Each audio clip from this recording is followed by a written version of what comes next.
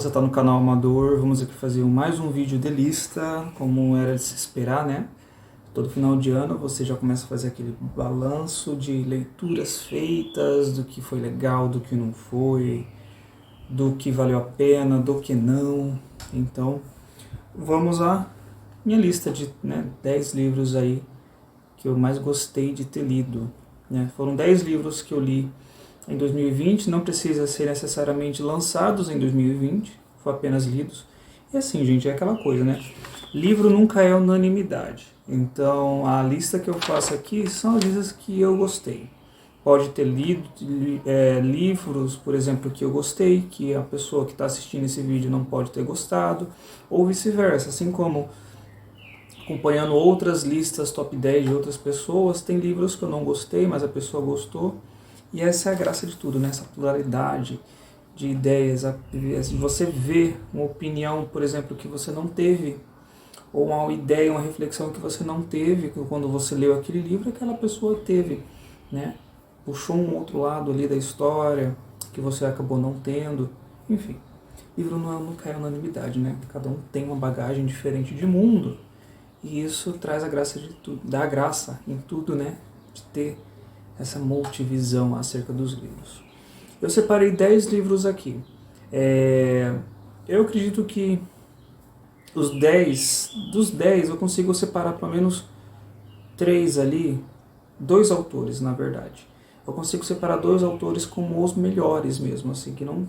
Já entre os 10 eles figuram ali e tal, mas não há uma posição certinha entre eles.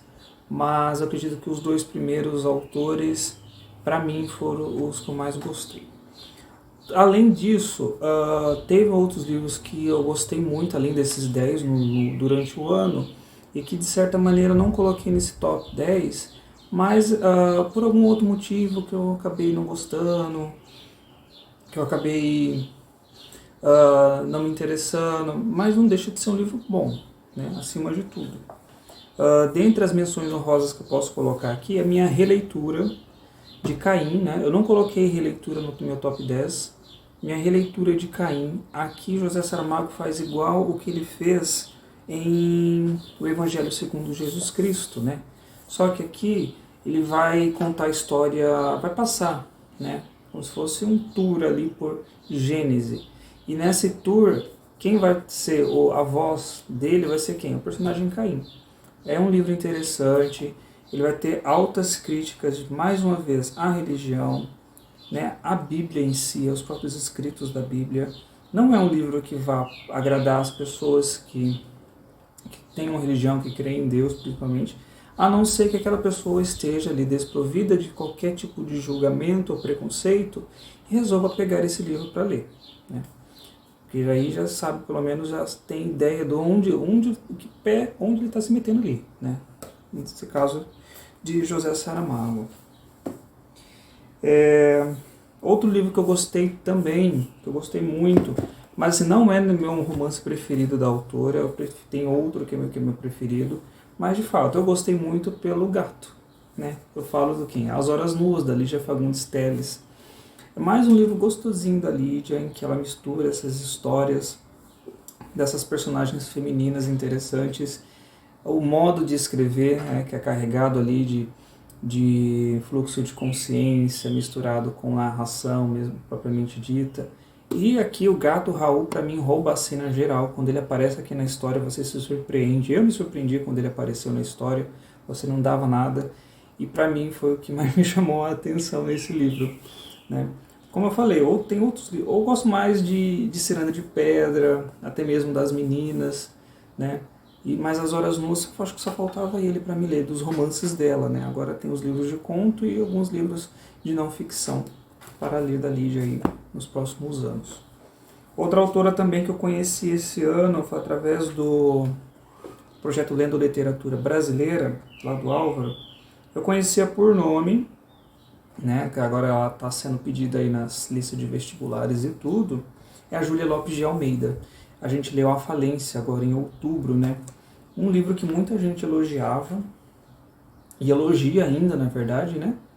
E que traz um pouquinho de um teor feminista, né, empoderamento das mulheres e tal, aqui logo no comecinho do século XX. Aí é um livro que me interessou muito a respeito disso. De fato, tem uma história bonita. A personagem de Camila aqui é uma história triste também, né? Tem alguns pensamentos aqui que a gente pode retirar, né? E, de fato, isso só me deixou com mais vontade de ler outras histórias da própria autora. Eu acabei adquirindo alguns outros livros dela também, para mim saber mais. E a própria história de vida da autora, né, ali, embrenhada à fundação da Academia Brasileira de Letras, também é interessante.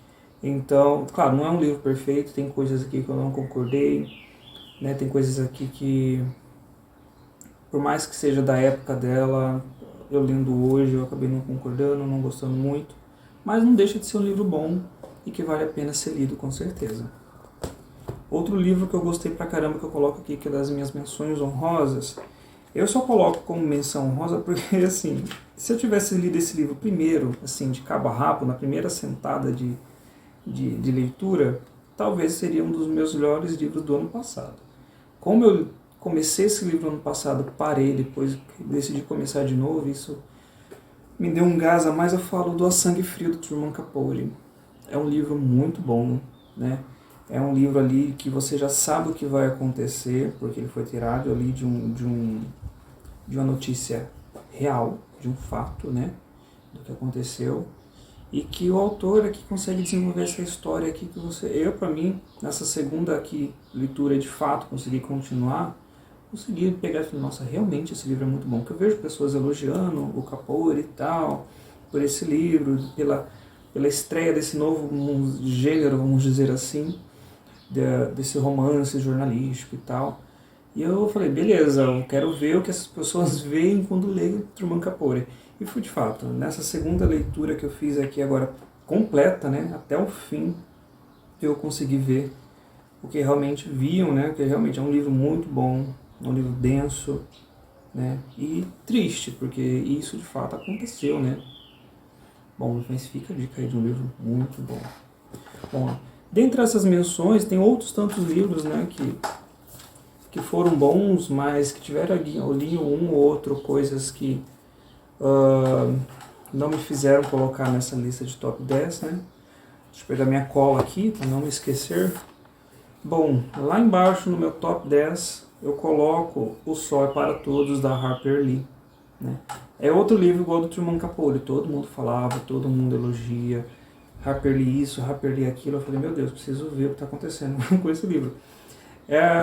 Até certo tempo ali, era o filho único da autora. Aí depois lançaram outro livro em continuação desse. Eu não tenho ainda, né? É uma história que fala sobre o racismo ali nos Estados Unidos. Você vai ver que muito da minha lista, por exemplo, abrindo um parênteses aqui, fala sobre racismo. Tem muitas coisas de embate racial aqui. É por causa das leituras da faculdade, acabou. E é um assunto que me interessa também. Enfim, é um livro que fala sobre embate racial, é um livro que fala sobre injustiça nos Estados Unidos ali na década de 20, em que isso era explícito e que isso estava dentro das leis. Eu esperava pelo menos um final um pouco mais feliz, né? Mas é um final com gosto de quero mais, é um final com gosto de não há esperança para a humanidade, possivelmente. Mas é um livro muito bom, gente. Eu não li aquela continuação que lançou, eu não sei se eu pretendo ler. Para mim, essa história tem um começo, meio e fim perfeito. Eu acho que não precisa ter uma continuação. Eu acredito que a história dessa menininha descobrindo, perdendo a sua ingenuidade, vendo que esse mundo colorido não é justamente esse mundo colorido que ela pensa, é interessante. Fica a dica aqui desse livro maravilhoso. Bom, outro livro que eu gostei muito, que não dava nada, né? Eu rompi a barreira da preguiça que eu tinha, foi Drácula, do Bram Stoker. Gente, eu tinha muita preguiça com Drácula, livros de vampiros. Eu acho que foi por causa de Crepúsculo, mas enfim. Tirando o Crepúsculo da minha vida, Drácula é um livro clássico de terror, né? Muito bom. E o que mais me impressionou foi o modo que é escrito, né? Às vezes, para quem não conhece muito a história de Drácula, pensa que é um livro romanção, corrido, sabe? Mas não, aqui é por cartas, né? Um gênero de cartas. E é muito interessante a construção desse livro. E eu gostei muito, eu fiquei assim entusiasmado em saber o paradeiro desse Drácula dentro da Europa, até descobrir o que aconteceu, como iam conseguir deter ele ali dentro e tal. Aquelas imagens, né, do Drácula, daquele navio, dele à noite, dele subindo as paredes da sua casa, foram assim, coisas interessantes que eu me lembro desse livro. E eu comentei, né, que também eu quero ver se eu consigo uma outra edição um pouquinho maior, que essa edição aqui é um pouquinho antiga. Mas como é um livro fantástico, eu acho que precisa de uma edição à altura dele, né, para manter aqui na minha coleção. Fica a dica aqui desse livro, muito bom. Na sequência, eu acho que é em oitavo, né? Eu coloco esse livro aqui, eu li lá na época que estava tudo fechado, não estamos em pandemia ainda, mas estava tudo fechado. O ódio que você semeia, da Angel Thomas. Gente, eu não dava nada por esse livro também. É um livro que já começa ali dando uma voadora no seu pescoço. Ali no seu peito, na verdade, dá uma voadora, você já cai no chão. Por causa do impacto desse livro, né? E é um embate também, outro livro de embate racial, mas agora nos Estados Unidos um pouco mais atualizado, um pouco mais contemporâneo. E a gente vê, né, propriamente dito, como esse embate racial se desenvolve dentro dos Estados Unidos. E o mais engraçado é que logo depois, em seguida, ainda agora em 2020, né, teve o caso do George Floyd, né, que mobilizou aquela galera toda de tacar fogo na delegacia, de tal, né, que ele foi morto injustamente ali pelo policial, quando ele pressionava o seu pescoço, ele falava que não conseguia respirar. E esse embate racial que teve ali nos Estados Unidos, na hora eu me lembrei desse livro aqui, na hora eu consegui me lembrar das imagens que esse livro me fez ter na cabeça quando li ele, ali no, acho que foi maio, abril, maio mais ou menos. E foi uma coisa que me ligou esse livro na hora. Né? Você lê o livro, você tem essa imagem, você lê esse problema que é evidente, e para exemplificar, e ainda exemplificando, porque casos assim ainda, outros George Floyd ainda passam por esses problemas nos Estados Unidos e no Brasil, vem esses casos para exemplificar aquilo que você vê aqui. Ou seja, você lê isso daqui e já com a cabeça, não, isso daqui acontece, está acontecendo e pode acontecer com qualquer hora, né? Não é um caso longínquo, não é um caso distante, a gente tem um certo distanciamento, não, é um caso que está ali na nossa frente.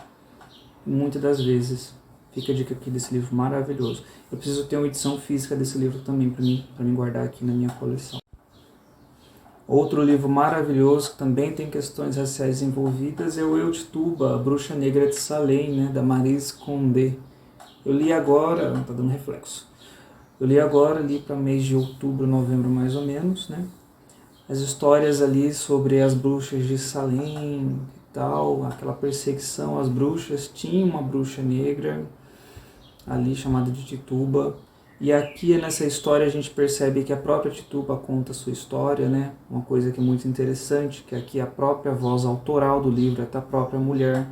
Né? Não tem terceiros contando suas histórias, não tem terceiros enviesando a sua história. É a própria mulher contando nessa história ficcional / documental, enfim. Né?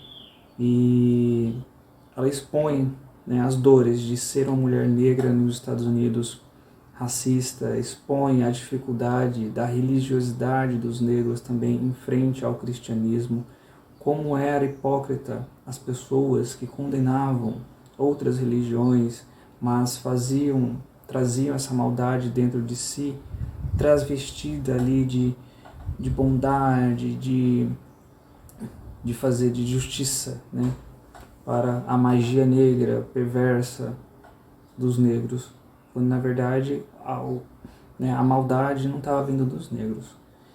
Enfim, fica a dica de um livro muito bom. Eu quero também comprar minha edição física para me deixar aqui guardada, né? Tem aqui o prefácio da Conceição Evaristo, uma das minhas autoras preferidas, e da Angela Davis também, né? Quando Tituba reclama seu lugar na história do julgamento das bruxas de Salem, o registro histórico daquela época e também de toda a história do processo colonizatório é revelado por ser seriamente interrompido, né? Bom, fica a dica aqui em 7º lugar, para mim não me esquecer da minha.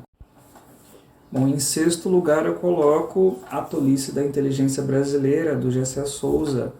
É um livro, ele lançou outros livros agora ultimamente, mas esse livro aqui é um dos mais antigos dele, se eu não me engano.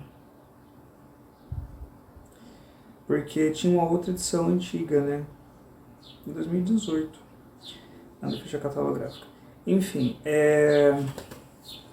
primeira vez que eu pego o Gessé Souza para ler, eu já queria muito ler, porque tem aquele livro dele que saiu também aí, muito conhecido, a Elite do Atraso, né? Ele vai criticar essa elite, né, que se mantém por anos e anos no Brasil e se pergunta quem é essa elite, como se mantém, quem são, né? E por que ela se mantém durante tanto tempo e as coisas são naturalizadas, propriamente dito. Então ele se debruça aqui na história da sociologia brasileira, um pouco entra na história da economia brasileira também, para ali jogar um pouco aqui de reflexão para a gente, né? Sobre como essa elite ela produz essa narrativa onde naturaliza essas desigualdades, tratando ela como coisas normais, e ainda potencializa ainda mais essas desigualdades, visto agora que a gente está no meio de uma pandemia, né, em que o Estado, demonizado por essa elite, acaba sendo demonizado pelas pessoas mais pobres, para que o Estado seja mínimo e que essa elite sobreviva, né, esteja ali amparada pelo Estado, e quando as pessoas que mais precisam ser amparadas olhem para o Estado e demonizem ele, né. É um livro interessante, é um livro que eu derrapei um pouquinho ali, porque a linguagem dele é uma linguagem, eu não digo que é uma linguagem difícil, mas é uma linguagem que carece um pouquinho de atenção, porque senão se você for ler e começar a pensar em outra coisa, você acaba derrapando um pouquinho, né? E claro, isso é um livro, para mim foi uma porta de entrada ali para outros escritos dele que eu quero sim também ter aqui na minha coleção.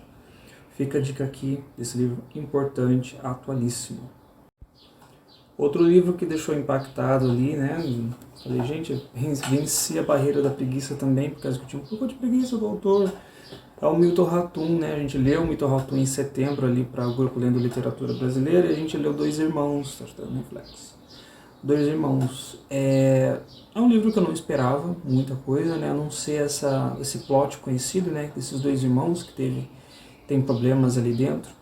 Teve o Lavoura Carca, que a gente leu em agosto, né? E também é um livro em que fala justamente também sobre a questão de problemas familiares, mas em Dois Irmãos, eu me vi ali lendo aquele livro ali, querendo saber o que estava acontecendo com essa história dessa família, uma família, eu não digo esquisita, eu acho que cada família tem seu ponto esquisito ali para levar em consideração, né?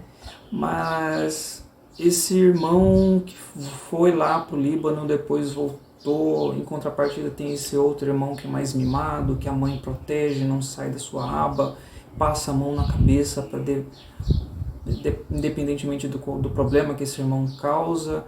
Tem essa outra irmã também independente, né? E tem também esse narrador que você não sabe quem é que está narrando a história, e ali em determinado momento da história esse narrador fala quem realmente ele é. Então é uma história de família muito complexa, que é muito legal de você também saber o que está acontecendo. Quanto mais você vai entrando na história, mais você vai conhecendo esses podres. É uma história muito interessante, né? Eu tinha um pouco de preguiça também do autor, mas assim, venci a preguiça e realmente é um livro muito bom e que me despertou também para a leitura, de querer ler, ter aqui na coleção, enfim, ler outros livros do Milton Ratum. Fica a dica desse livro, que é muito bom. Outro livro aqui agora em 4º lugar que eu coloco um dos melhores lidos foi o Americana, da Chimamanda Ngozi Adichie. É o 3º romance que eu leio dela, né? Eu deixei para isso aqui ler por último. Eu já li o Hibisco Roxo, já li o Meio Sol Amarelo ano passado, e agora falei que tá na hora de ler Americana. E aqui é uma história que é muito parecida com a história de vida dela, né? Se eu não me engano, né? Tem essa personagem que sai da Nigéria, que vai viver ali a vida nos Estados Unidos, e lá ela se encontra com uma cultura que olha para aquele negro, não só nigeriano, mas a cultura negra de uma maneira muito estereotipada, né? E é muito engraçado, às vezes você vê ela colocando aqui nesse blog em que ela comenta as coisas, né, a vida do negro nos Estados Unidos. É muito engraçado e irônico você vê ela colocando aquelas artigos, né, vamos dizer assim, os artigos que ela coloca no blog, os seus escritos. É interessante ver como essa visão ainda se mantém até hoje, né? Aí a gente vê também a questão dos amores, né? O amor à distância, do antigo amor que ela tinha pelo amigo de infância dela. Você vê que ela tinha também os problemas sobre a questão da própria mulher, né? Não só apenas racial, mas também de gênero. Então é um livro que é muito bom, é um livro que suscita muito debate, é um livro que traz muitas reflexões. É um livro de Chimamanda, né, gente? Acho que não dá para esperar menos dessa autora maravilhosa também. Vamos ver se pro ano que vem eu consigo ler aquele livro de contos dela, né, no seu pescoço.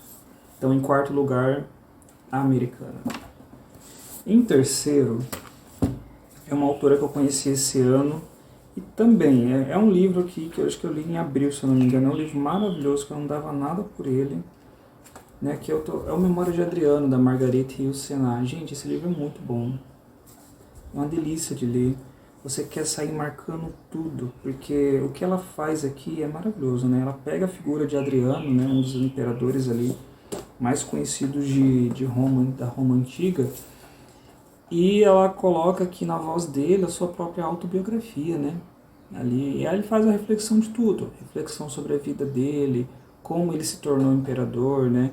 Como ele se formou, as bases, né, de conhecimento dele, em quem ele se apoia ali nos seus estudos, como foi a visão dele para Roma ali, como se deu tudo isso, né? Como se deu o governo dele, os amores dele, né? Os correspondidos e os não correspondidos, né? Que ele teve ali uma esposa, depois teve o amante, né? Como se deu essa aventura amorosa do próprio Adriano. E é um livro muito lindo, é uma escrita quase que poética, sabe? Você quer sair marcando tudo. Tenho certeza que se eu pegar esse livro para ler, eu vou querer marcar outras coisas que passaram batida aqui por mim, nessa primeira leitura, e que vale a pena ser muito lido, porque é muito lindo, né? Fica a dica desse livro maravilhoso. Como eu falei, né, gente? Essa aqui ficou em terceiro lugar. Mas os dois primeiros lugares vão para o mesmo autor, né? Que é o quem? James Baldwin, obviamente, né? Não teria como não ser. Só que aqui, esses dois autores, para mim, foram os melhores do ano, né? Os demais, eles podem ali figurar, hoje está em quarto, amanhã está em quinto e tal, mas para mim, esses dois aqui são os melhores do ano, sem dúvida.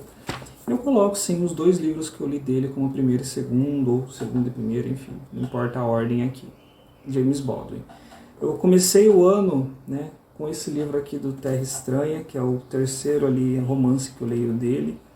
E aqui ele coloca uma história de um grupo de amigos, né, Rufus, da irmã dele e do amigo dele. E aqui eles estão numa Nova York agitadíssima. A Nova York é agitadíssima. E como o próprio título coloca aqui, Terra Estranha, passa a sensação de não pertencimento, né, ao lugar onde eles estão. Eles estão ali o tempo todo, ali vivendo em Nova York, alguns com algumas aspirações. A irmã dele com problemas sobre o seu corpo, sobre o seu ser mulher. O colega dele com a aspiração a ser escritor. O Rufus com alguns problemas pessoais ali, que culminou em umas coisinhas tristes. Mas, enfim, é só um livro em que os personagens estão fora, né? Estão ali deslocados do seu plano geográfico. E também eu poderia dizer que é a mesma coisa que a gente encontra aqui em Go to the Old Mountain. Aqui tem um teor um pouquinho mais, digamos que autobiográfico. Poderíamos dizer que sim, a história de Johnny, né? Esse menino que nasceu nessa família baseado estritamente nos conceitos religiosos, né? O seu padrasto aqui é o pastor ali da comunidade, ali onde ele participa, em que tem na figura do seu irmão mais velho, é um irmão mais revoltado, né, porque o Johnny era pequenininho quando a mãe se casou com o padrasto, o mais velho não, já tinha uma certa consciência de mundo, já teve conhecimento do seu pai biológico. E é uma história de descoberta também, uma história de coming of age, podemos dizer isso. E é uma história que envolve muito disso também, né? Como Terra Estranha, ele está deslocado, ele está se descobrindo, perde um pouco da sua inocência, descoberta de mundo, descoberta do seu próprio eu, descoberta das suas próprias vontades acima de tudo. E aqui a gente também vai descobrindo as histórias de outros personagens, né? O que eles são hoje pode ser muito reflexo do que foram ontem. A história do seu próprio padrasto, da sua própria mãe, né? Da irmã, né? Da tia, e principalmente também dela. Então essas histórias se enrolam ali, né, entre elas para culminar esses personagens cheios de problemas. Eu acho que não tem um personagem de James Baldwin que não tenha um tipo de problema, não tem um tipo de reflexão que tragam para a vida, né? Muitas vezes eles mascaram esses problemas, né, e tocam a vida daqui para frente. Mas se você cavucar um pouquinho, né, procurar um pouquinho na vida desses personagens, eles vão sim trazer algum tipo de problema. O mais legal dos livros de Baldwin é isso, né? Nenhum personagem aqui é plano, né? Nenhum personagem é plano, são totalmente esféricos, são totalmente movidos a algum tipo de problema, ou problemas de cunho racial, problemas de cunho de gênero, problemas sexuais, enfim. São livros maravilhosos de se ler, tristes algumas das vezes, né? Então, para mim, os dois melhores livros que escolhi no ano foram os livros do James Baldwin, Terra Estranha e o Goat Little the Mountain. Primeiro, segundo, não importa a ordem, né? Bom, essa foi a minha lista, né, de melhores livros do ano aqui de 2020. Acredito, como eu falei lá no comecinho, né, que muita gente pode ter lido esses livros, pode não ter tido a mesma impressão, mas essa é a graça da coisa, né? Um livro despertar tantas reflexões e tantos sentimentos nas pessoas, a ponto de um gostar ou de não gostar, e assim vai. Bom, se você gostou do vídeo, curta, se inscreva no canal, tem vídeo aí toda semana, e até a próxima.